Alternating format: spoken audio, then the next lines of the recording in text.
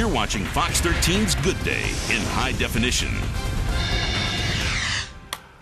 Welcome back, everybody. It's 9:50. It was supposed to be an easy election. He was running unopposed. We're talking about Hillsborough County Commissioner Jim Norman. He's found himself in the middle of a whirlwind in his bid for the state Senate. Now, a judge ruled on Friday that his name should be off the ballot in November, disqualifying him because Norman did not disclose all of his assets. And this has to do with a $500,000 home in Arkansas in his wife's name. And now a judge has ordered election officials to start the process of finding a replacement.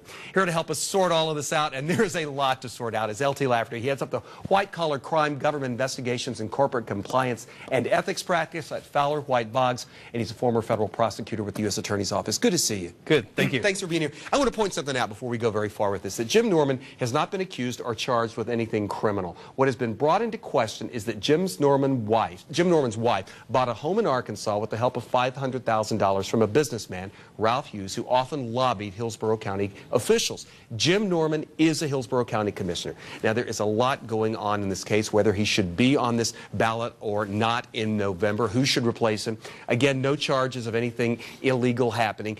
But it is political and it is ethical, and that's what I want to ask you about. Is this ethically wrong that he did not report this? It certainly is. Taking the judge's rulings at face value, because they're very specific, the Sunshine Amendment to the Florida Constitution and Florida's Code of Ethics for public officers requires the full and fair disclosure of all financial interests. That requirement is intended to inspire the public's trust in our elected officials, including candidates for elected office. And therefore, you have to require any financial interest that you may have, whether it's a gift as defined by the Code of Ethics, a liability such as a loan, or a partnership interest, all defined by the Florida Code of Ethics. So this judge in Tallahassee has ruled that election officials should start finding a replacement for Jim Norman. As of right now, he is still on this ballot. He probably still will be there. And if you look at it, he's the only person running. The others are write-ins.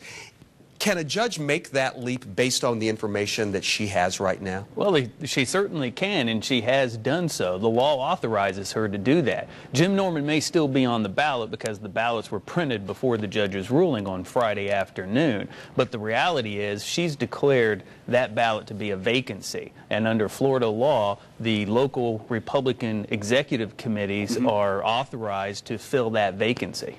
Let me ask you this one more question. We're going to have to go. The judge says that this judge says he should have reported this. He has said, I believe, that it's in his wife's name. Does that matter in the whole scheme of things? It really doesn't.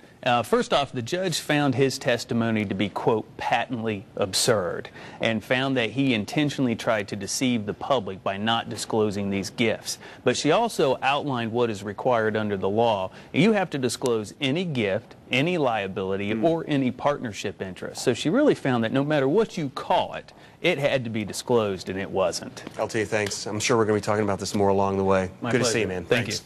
And we'll be right back.